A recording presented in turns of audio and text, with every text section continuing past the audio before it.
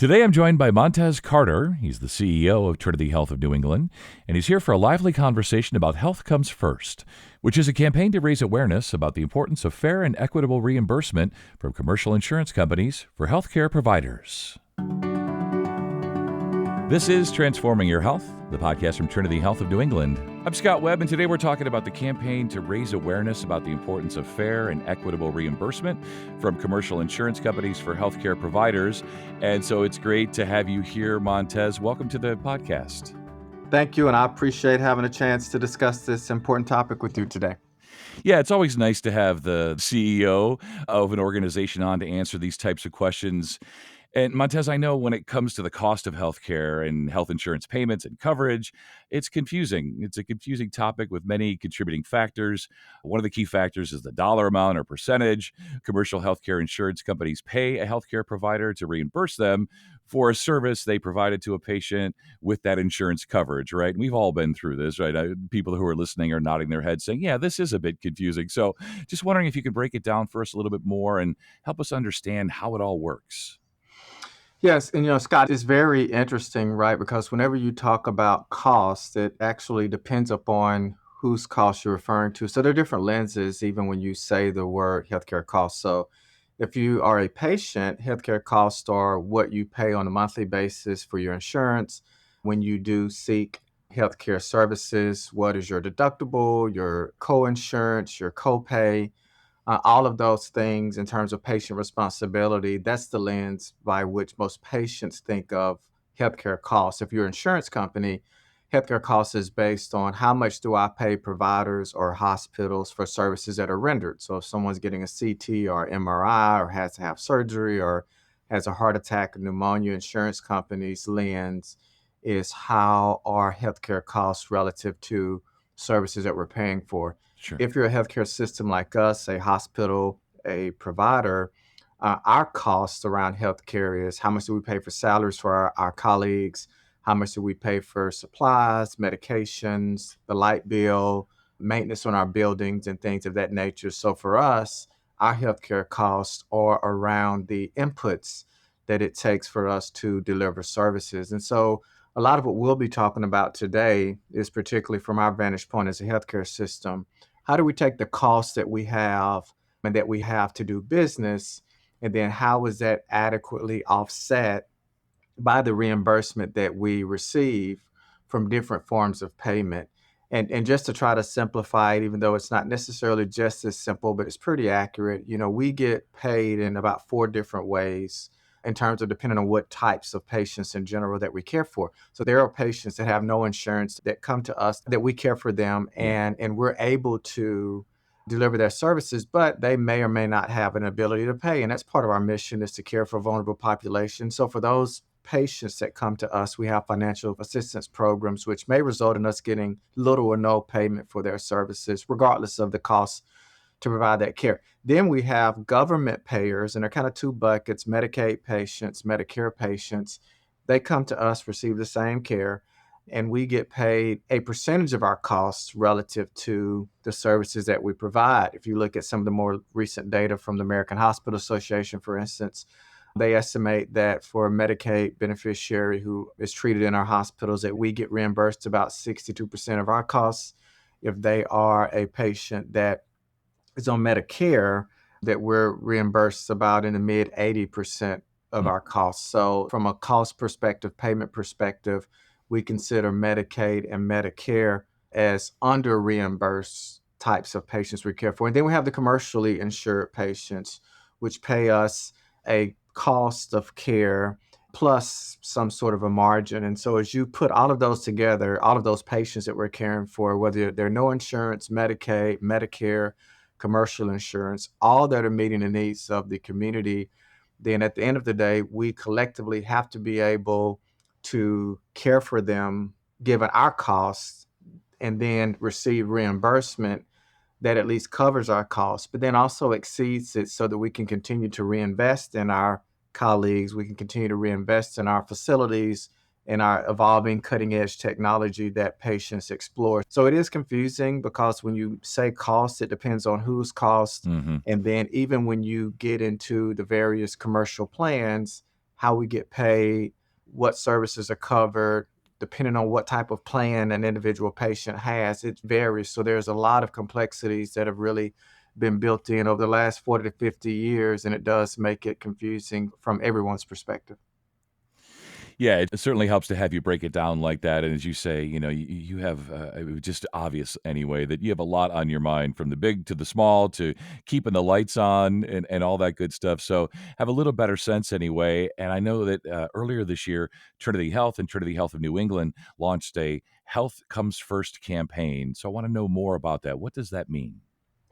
Yeah, so that's really, I think, for us bringing to light that we have to continue to put the needs of our community in terms of our ability to provide services for all, for those who have, those who don't, and to be able to do that in a sustainable way. And so, as we are going through the normal negotiations that we go through with commercial insurers, there's a lot of discussion around making sure that our reimbursement is fair and equitable so that we can continue to advance our mission.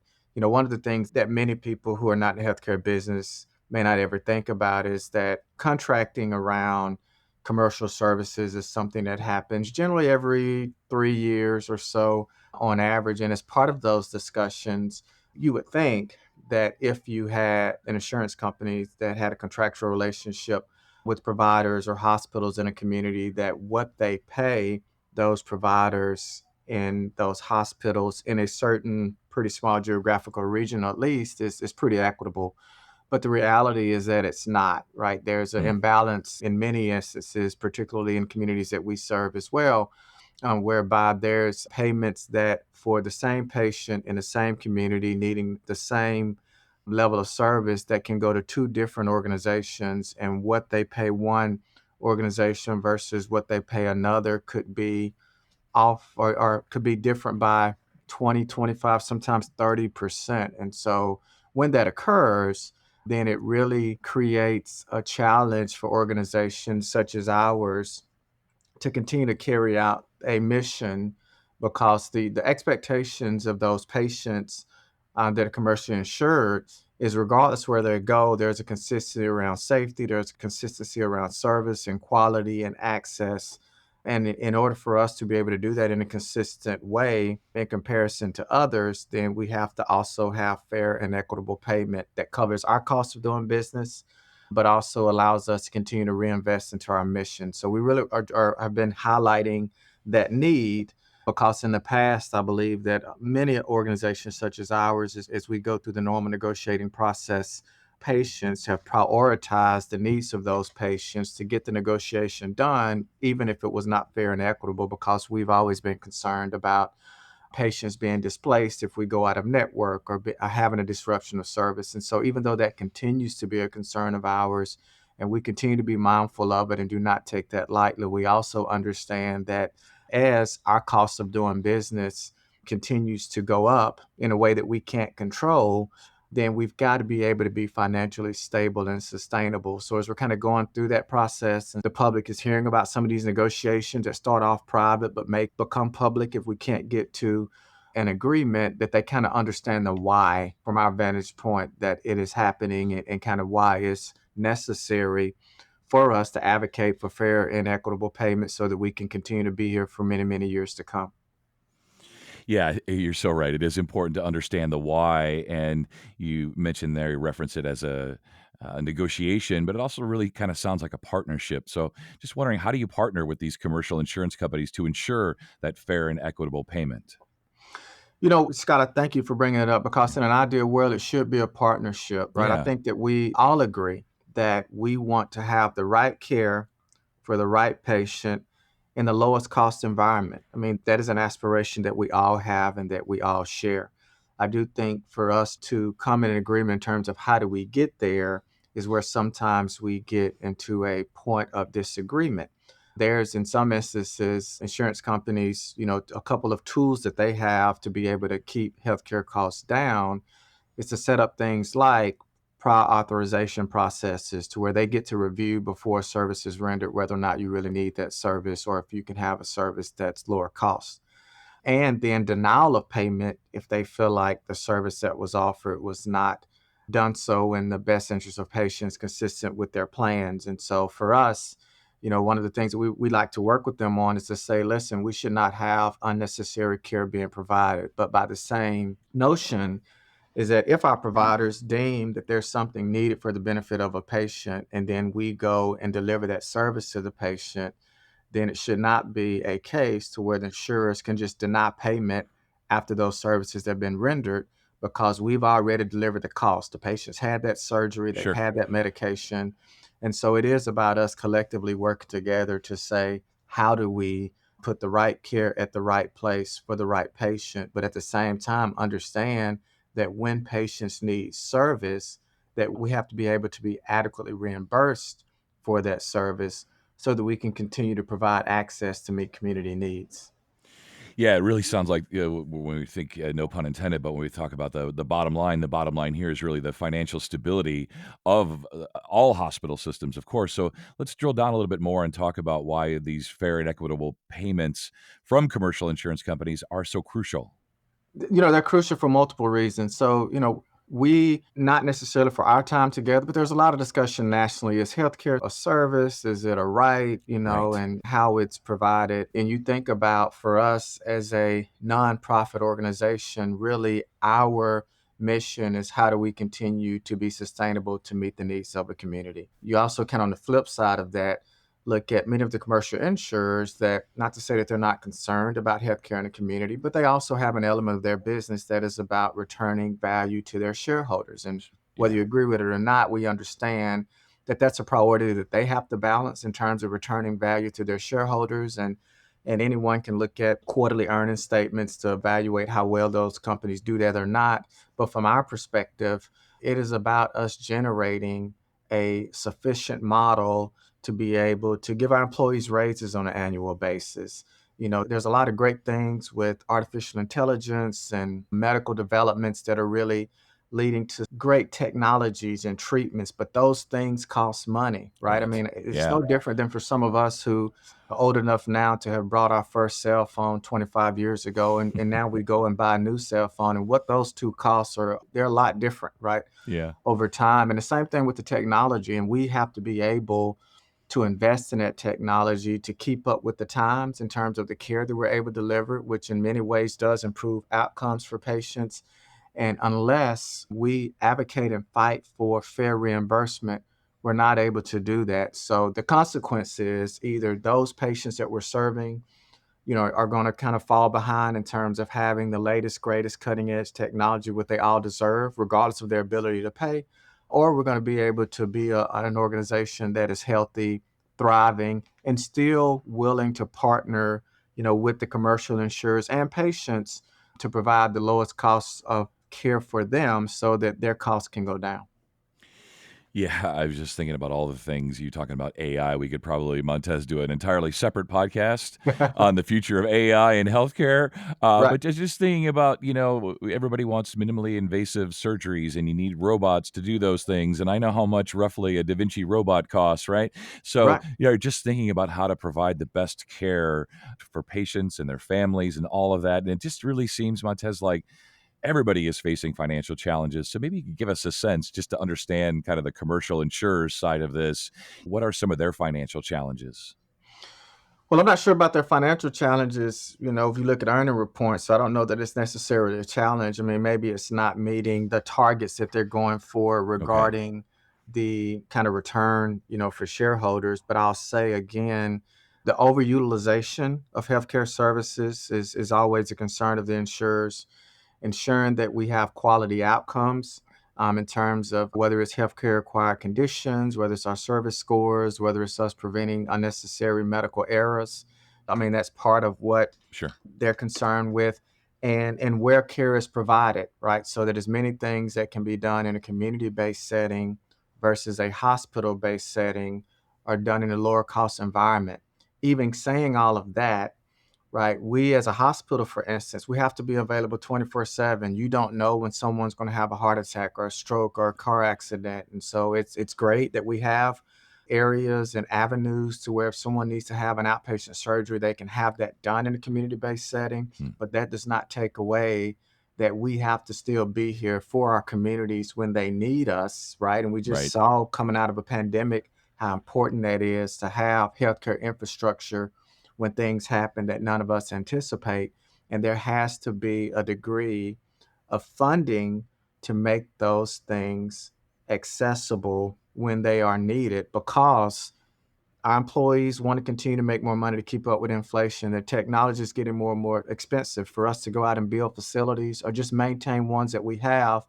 Those costs are not going down, just like no one else's costs are necessarily going down at home. So it's really important for us to receive fair and adequate payment. And again, the fairness point is when we know that in our same communities that there are others that they're paying more to than we're getting paid. We're definitely, as part of our negotiation, saying that cannot continue to happen Right. because there's no difference in expectations between our institutions and other institutions from safety, quality, service, and access. So we really are challenging insurers when they are asking us to take less when the expectations are not any different. Right, as you say, the biggest part there is just the fairness, right? And I'm thinking about patients. I'm thinking about who's listening to this podcast and just in general what they would get from this. So we think about from the patient's perspective, these fair and equitable payments from the commercial insurance companies. Why is it so important to patients? How do patients really benefit? Well, I think the patients benefit because they have options based on their preference in terms of who they have an access to care, because there are more institutions that are healthy and viable to be able to meet their needs in a more immediate basis. They're able to make decisions in terms of based on quality and based on safety and based on service on which organizations or which providers that they want to receive care from. So it's healthy for patients to have choice and that choice to not be influenced by one organization that is more financially capable than another to be able to offer services. And so that, I think benefits patients to have opportunities to have access to high quality care. And definitely for us as an organization, we are advocating for those vulnerable populations who don't have choice necessarily because not every provider builds their business around taking care of Medicaid beneficiaries or taking care of patients with no insurance. And so Sure. it is important for our community to have organizations such as our ministries that really have a focus and an affinity to care for all of the community, whether you're a commercially insured patient or you have no insurance. And so that, in terms of our state, in terms of our society, is part of what we're called to do. And fair and equitable payments are a huge contributor to our ability to do so. Yeah, right. Today we're talking about, finance and money and payments and all of that, but what it really comes down to is people, patients, the community. Let's finish up there, Montez, and just, talk about fair, equitable payments and how it really impacts the entire community. Yeah, so our mission is to be a transforming, healing presence in the community which we serve, and that is a mission that really stands on the shoulders of a legacy of many of our religious congregations, where sisters came into communities all over the world, particularly even here in Hartford and Waterbury and Mass, and they really came to our communities because they saw a need, and out of that need, sometimes hospitals were born, sometimes schools were born, sometimes other things were born.